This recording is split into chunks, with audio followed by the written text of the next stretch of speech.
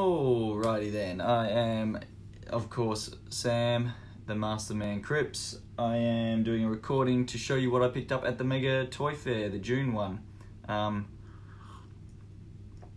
was at the showgrounds again, got there first thing in the morning on the Saturday.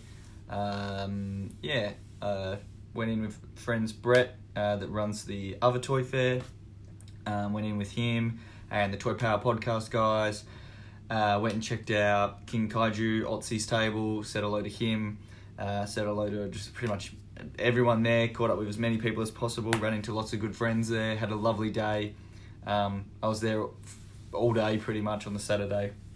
And I went in first thing in the morning and pretty much ran straight to the back because I got told there were some street sharks there.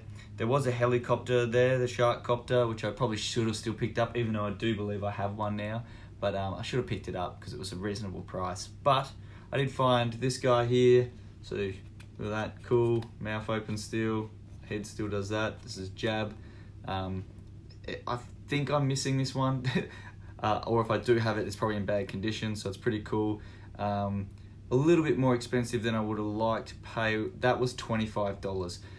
The first line of these guys, I think this is around the first line, or first or second, but they're getting so expensive, it's kind of silly. I'd prefer to pay between, I don't know, for him, especially in that condition, in my personal opinion, I'd prefer to pay $20. To pay anything over that, I kind of get a bit dubious with it. But that's just me. I've been collecting these for a long time, so I don't know, kind of still got stuck in my head that there's a value that I have attached to them and I'm going to stick to that. But in saying that, I did get a mega deal which makes up for it. As you might know, my last event which I posted up at the Brett's Comic and Toy Fair, I picked up this big bad boy. Picked him up at a great price, but then to match this guy, I got this.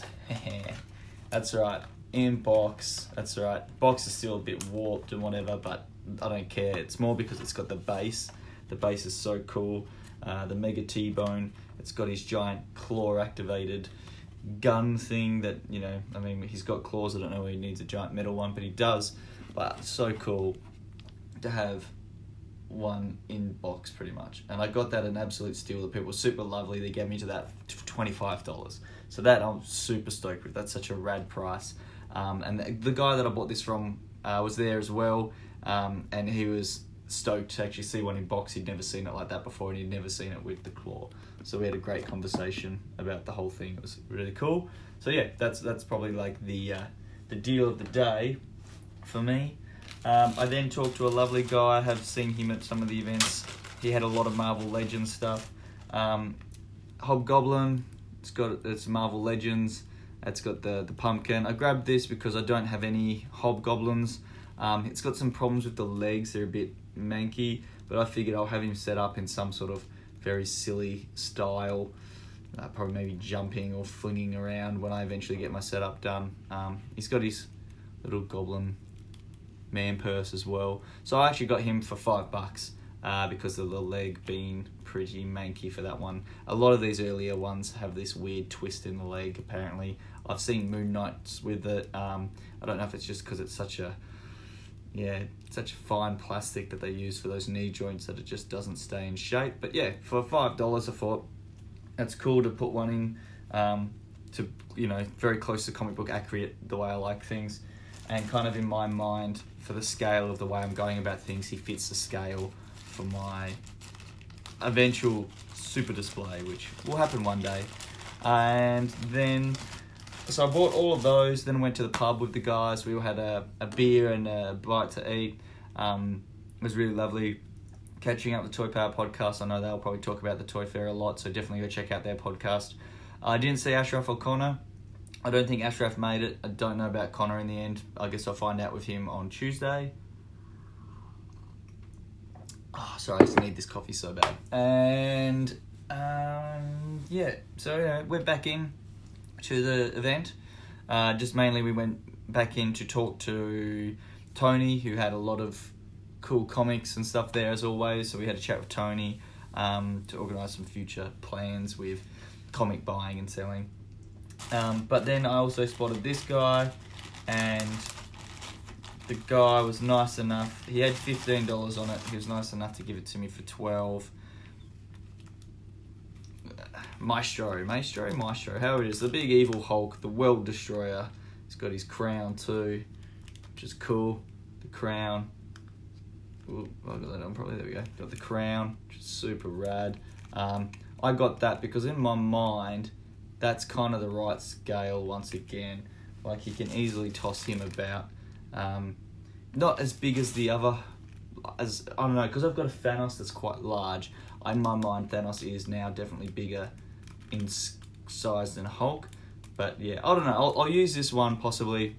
I've got an Old Man Logan, so to have the Old Man Logan Mezco with this guy, I just feel matches up a little bit better. I don't know, almost like an old man display will happen at some point. But yeah, super cool. $12, obviously Marvel Legends. I'm not sure, 2005 Toy Biz. Oh, there you go. 2006? Or 2006 Toy Biz. Yeah, Marvel Legends. Super cool toy. I don't know, someone was told me this might be a Build-A-Figure. I don't know enough about these, so if anyone that does know if it is a Build-A-Figure or not, you can let me know. You can let me know if there's any extra accessories or anything that's missing, but I think that's such a cool figure, and to me, once again, it looks very comic book accurate, so that's why I jumped on it, because it'll work well with my eventual display. Yeah, and if anyone can let me know what his first appearance is so I can double check if I've got it or not, that would be fantastic in comics. Because I'm too lazy to do the research myself, and it gives you something to do. But yeah, that was my pickup. So 1, 2, 3, 4. Oh, I lied. There's one more thing. One more. Nearly forgot. It's in the base of my bag.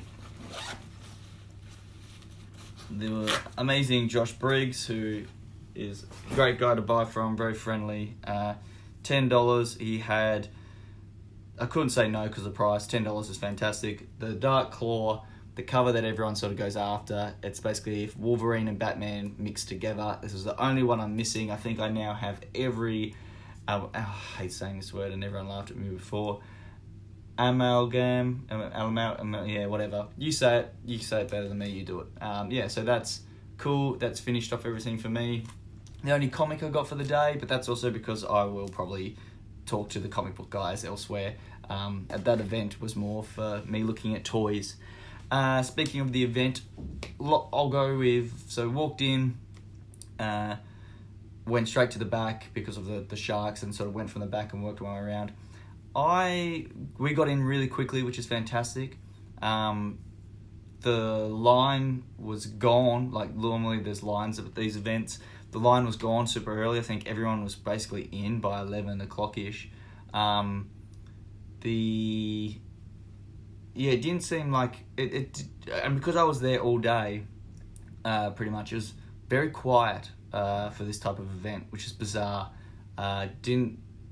Didn't have the pulling power that the last one did. I know the last one I was there, it was packed, like there's people everywhere. And I know that the other events now, and they did say like, you know, it's a big toy fair and stuff, but I do believe that the other toy fair has now got more numbers and stalls and people attending. I could be wrong. I'm happy to be proven wrong. I loved it. Like, I enjoyed my day. It was just interesting when you're starting to compare all these places and things together.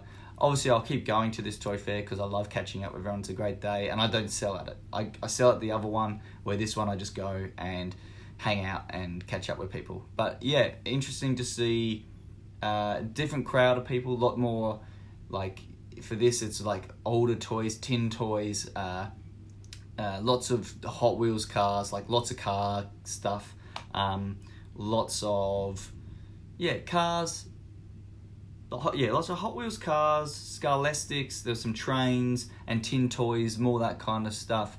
And then there was some like and then that's kind of moved into just random figures, toys, pops, that kind of stuff, where compared to the other ones, the other event is now like new and vintage action figures and comics, like straight up, that's what's there.